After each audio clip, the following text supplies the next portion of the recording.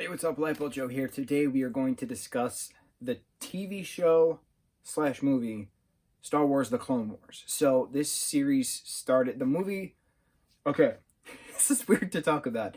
The animated movie came out in July, August 2008, something like that. The TV show started to air October 2008, give or take. It ended, what, 2014? Roughly. And then Disney Plus came about, and then Lucasfilm is owned by Disney. So then, like, the final season, season 7, came out 2020. I think. Don't quote me on everything, but I'm pretty sure it's from 08 to 2020. That's the culmination of that. And then Rebels was 2014 to 2018, I think. And then Resistance just came out. That's only 2 seasons.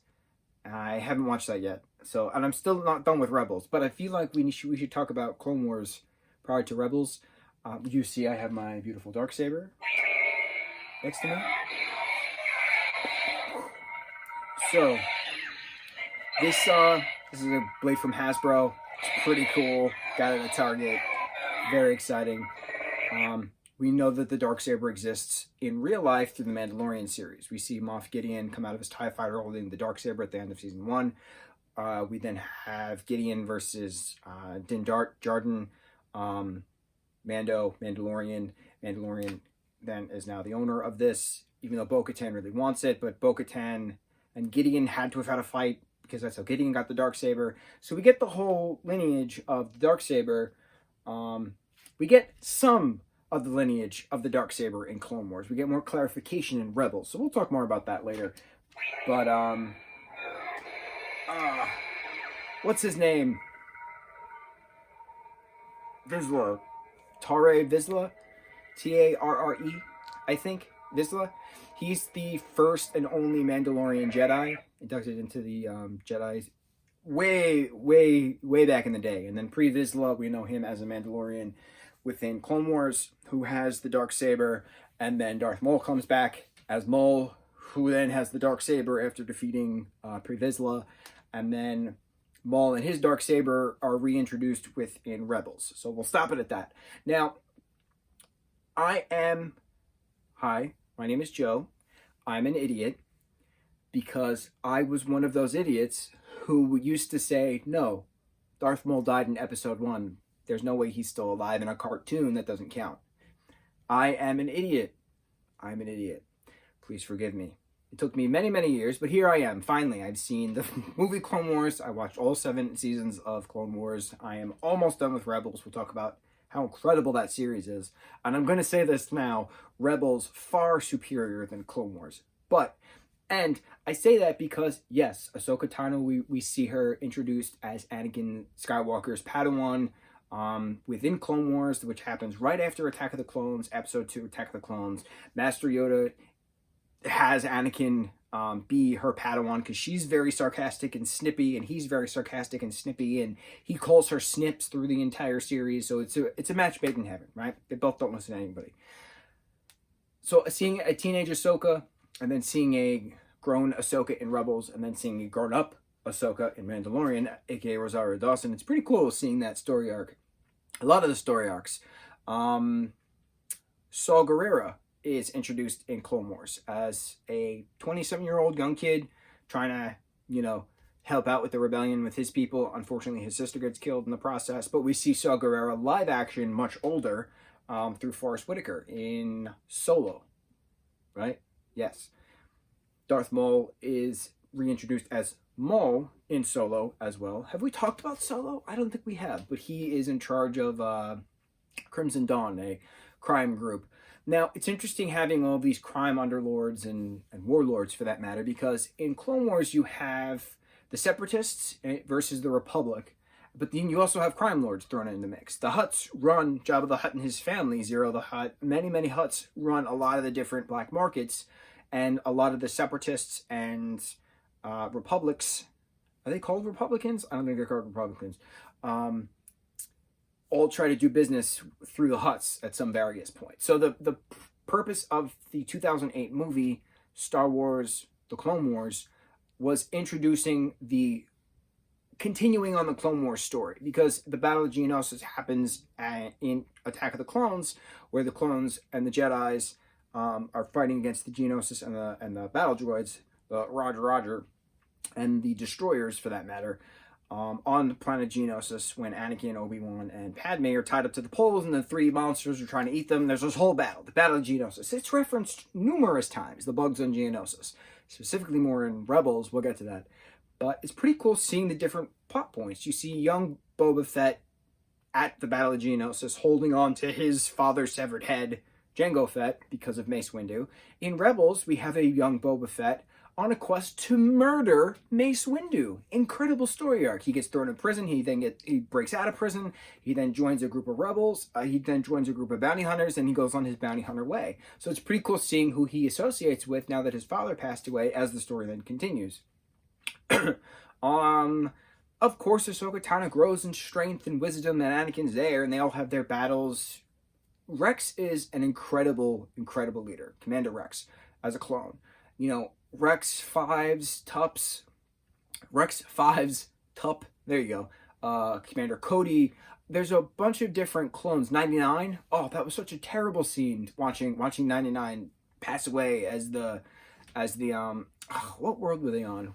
What were I can't remember the names of everything. Where the clones are created. I don't remember the name. But there was an attack because of General Grievous and Count Dooku. Count Dooku is a badass when it comes to leadership. General Grievous comes off as a little bit of a weenie in Clone Wars as a whole of the series, but he has his iconic moments. He always destroys, but he knows when to retreat. So I think that's pretty neat. The final season of Clone Wars is an overlay of Star Wars Episode 3, Revenge of the Sith. So you have you have Obi-Wan versus the Grievous, but you only have it referenced in the TV show because you know what happened in the movie. Sidious, Mace Windu, Anakin, that whole scene, Anakin and Count Dooku, that whole introduction. But we didn't know, and again, I'm an idiot because I refused to watch the show until recently. Asajj Ventress is Count Dooku's apprentice. She is incredible, the story arc that she goes through. She's from Dathomir, you know, a home of the witches. Mother Tarzan? I don't remember. But the Night Sisters and the brothers is Maul's clan, basically. So Maul has a brother named Savage, and Savage is then forced with magic and witchcraft and all these things to make him an incredible apprentice of Ventress after she's disowned by Dooku. And then she has Savage be Dooku's apprentice, and then Dooku and Ventress are fighting Savage, and then it's just a three-way battle at some point. Incredible. But then eventually Maul comes back into the picture, very, very upset the hell he went through. And it's interesting because you wished him dead in Episode 1, Phantom Menace, and because he is the Phantom Menace, because you literally reference the fact that he is the Phantom Menace. And then you see him bi-cutted on the waist, thrown into the way shaft, and then we see him again, but now in a scrapyard. Someone pieced him together with these robo legs, and he's gone bonkers. He's literally lost his mind. He doesn't know what's real, what's not, who to trust. He can't trust a Sith because his master abandoned him. Darth Sidious, Emperor Palpatine abandoned him. So he's just scavenging, right? So Savage and Maul get rejuvenated, basically, and then go to Mandalore, who is being run by Pre Vizsla at this point, after there was a whole mutiny and treasonous insurrection type of thing with Satine Ren? No. Kaz. Kaz? What's Bo-Katan's last name? Kaz? Has? I don't remember. Bo-Katan is Satine's sister. And she is overthrown by Pre Vizsla, who is a different sect of Mandalorian, known as the Death Watch. We see Bo-Katan in the live action of Mandalorian, but we also see her originate within Clone Wars. She is a part of Death Watch, and she's a part of the Night Owls, and so on and so forth. And she has a lot of character development and story arc within Rebels, specifically with the Darksaber. But again, we'll get to that with Rebels and stuff later, when we talk about Rebels. But the point is that I keep rambling and I keep going in different trains of thoughts, but certain points stick out a lot to me. When Fives got the chip removed out of his head because Tups was malfunctioning because he killed the Jedi already, and the little the little droid who is a medical droid who was helping him, get the chip out of his head and figuring out that it's a command chip, it's a biological command chip, and nobody understands why yet. That was pretty cool. It was really cool seeing Grievous's lair as Anakin and Obi-Wan were, battling it out. It's cool seeing Dooku just be a badass, but a horrible person in the same sense. Like, trusting Grievous, disowning Grievous, trusting Ventress, disowning Ventress. The whole bit of Ventress and Ahsoka, after Ahsoka was framed for killing someone who she didn't, kicked out of the Jedi Order. She was then welcomed when she was proven innocent, but she's like, no, I'm done with this. So her teaming up with Ventress to then get some information as to what's going on within the Jedi Order, because nothing seems right. People are not trusting the Jedis anymore like they used to, because the Jedi are fighting for the Republic side, but then the Separatists have the droid in their army. So it's like, if Palpatine is Dark Sidious, right, and he's technically in control of both sides of the war, he wins either way, so it doesn't matter. So, and that's why Execute Order 66 was very vital within Revenge of the Sith, because that's when the biochip in all the clones' brains switched, and they had to terminate all of the Jedi for treason against the Republic and all these things, and then the Republic became the Empire. Rebels takes place 15 years after Emperor Palpatine came into effect as Dark Sidious. So it's really neat having all of these certain moments culminate in between Episode 2, Attack of the Clones, and Episode 3, Revenge of the Sith, because I thought it was stupid to do it, but it makes sense. Dave Filoni just is an incredible storyteller, and to have Jon Favreau as the voice of Pre Vizsla, it makes sense why the two of them are icons within Disney right now, especially Disney Plus's Mandalorian. That's leading the pack of streaming shows right now. Incredible. Let's see what else. What other episodes really stuck out to me? I loved the Jedi, what's his name, Krell, when he became a traitorous piece of crap, and like Commander Rex and like all of his clone brothers like executed him. That was cool. That was dark, but that was cool. I loved when Yoda and Ahsoka went with a bunch of young Padawans to go get their crystals from that ice cave, and then their ship was attacked, and then they were taken prisoners and by Hondo, and then they had to figure out all these things. Incredible. Hondo Ohnaka is the best character in the Star Wars universe from Episode 1 past Episode 9. I laugh my ass off of encouragement every time I see Hondo, because especially in Rebels, and especially because he's a main focal point in Resistance, Galaxy's Edge at Disneyland and Hollywood Studios and Disney World. Like, he's a big focal point within that park, going back to, not Naboo, what's it called? Galaxy's Edge. What's the planet you're on? Black Spire Outpost is on, it's not Tatooine, it's not Naboo, I don't remember what planet it's supposed to be on, but Hondo is a pirate, and he makes deals with Grievous, he makes deals with Dooku, who makes deals with the Skywalker, makes deals with Ahsoka. Like, he doesn't care. He's wherever the profit is, that's where Hondo goes, and I love it. And it's cool seeing Hondo's development, especially into Rebels. We'll talk about that, but he is just so fun. And then in his older age, trying to be more logistic and respected. That's why he opens, his own thing in Galaxy's Edge of a planet whose name I cannot remember at this point. But that's my point. There's so much information that you're given within this universe that I cannot absorb all of it.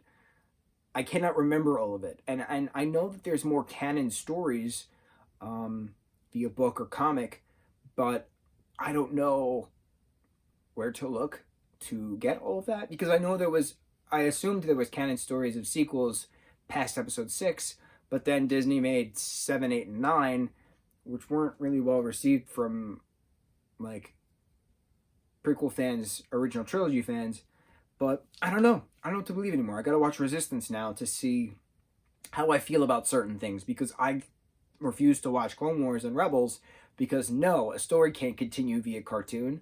How stupid was I? However many years ago. When was that? 04, 08? I was 18 years old. I was an idiot. I was an idiot 18-year-old. Idiot 18-year-olds. Unbelievable. Yeah. So there's a lot of points in Star Wars Clone Wars that stand out. There's a lot of points in Star Wars Clone Wars that really were just fluff. I mean, when it got really good was season 4. Because you had like 4 or 5 episodes of one story. You didn't have one 22-minute long story anymore. You had 4 or 5 episodes of one full story to get a full story. That I really liked, because those were mini movies. And that grabbed my attention more. And once that started, the end of season 3, the beginning of season 4, I was like, yo, this is where we're going. I see it. And then it carried over into Rebels, and I'm like, yo, let's go. So, yeah. What are your thoughts on Star Wars Clone Wars? I don't like the Jedi. I know I've said that a few times. I like that rebel aspect more than the Jedi aspect. And I always agree when there's like a traitorous Jedi, because the Jedi are supposed to be keepers of the peace. But they're killing people left and right. That ain't no keeping peace. So it's too hypocritical for me. The Jedi Order is too hypocritical for me to like. But on the contrary, you know, the Sith is bad. But why are they bad? It's because they feed onto their hate and their anger. And the Jedi are told to not have emotion. So but what's the point of that? You know, like everybody's allowed to feel. That's why it was interesting when Anakin had that, you know, change to feed into his hate, to feed into his anger, to get more powerful through the dark side. So then theoretically the dark side is always going to be more powerful, because that power is stronger than the repression that the Jedi have, the meditation and all that stuff. Like, I don't get it. That's why it was neat having Ventress disavow the Sith nor the Jedi. She knew how to use the Force, and she was going to use it. She didn't give a shit anymore. That's why Maul disavowing the Sith and the Jedi was important, because he didn't give a shit anymore. He was like, no, I'm done. I need to kill Kenobi. This is my path. Like, yes, I was trained as a Sith, but I was attempted to be killed by the Jedi, and the Sith disowned me, so what's the point? And I think that's interesting when it comes to character development, when you're talking about Ventress and you're talking about Maul, because it's true. They've been abandoned by both sides of this one coin, so they have to fit in that sliver of it. We meet different Force wielders within Rebels, which is pretty neat, because they have no association to Sith, no association to a Jedi. They just know how to use the Force. That's pretty cool. It's nice being shown that. But yeah. So there's a lot of canon to soak in between Episode 2, Attack of the Clones, and Episode 3, Revenge of the Sith, and then everything in between Revenge of the Sith and Episode 4, A New Hope.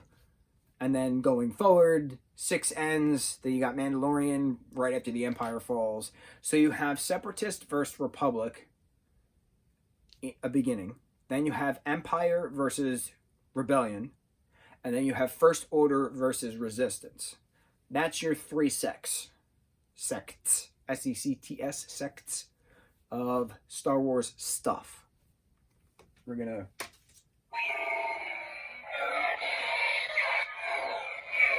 I can't ring light it, because it would hurt the camera. But you should pick this up. It's pretty neat. It's a little Hasbro review. And I know I've said terrible things about Hasbro in the past, specifically because of what they did to the Jurassic World line, but they make good Star Wars toys. I give them that. They make good Marvel toys. I give them that. Gotta give credit when credit is due. Hi, my name is Joe. I am an idiot. I said this in the beginning, and I'll say it at the end. Star Wars The Clone Wars. Watch the movie first, because it is a hour-and-a-half long episode prior to the series premiere. Star Wars The Clone Wars, of 7 seasons worth of glory. Glory. Okay, we're good. Mahalo.